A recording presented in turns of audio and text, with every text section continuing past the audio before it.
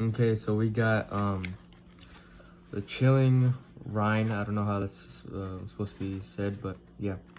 This is my first Pokemon card pack that I'm actually going to be opening. So let's open it up.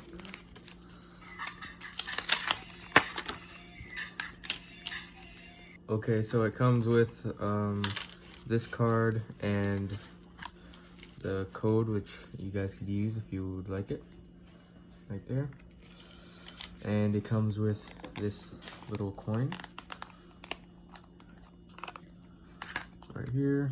And yeah, let's get to the actual card. This is my first card that I've ever opened before.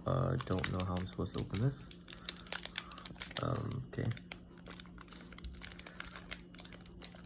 let's just get some scissors.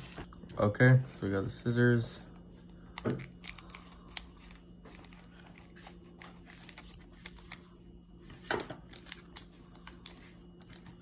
Okay, so I think the cards, okay, the cards are facing this way.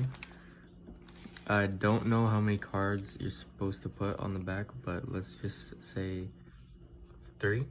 I don't know. I've never done this before, again. So, we've got that card, we got that one, this one.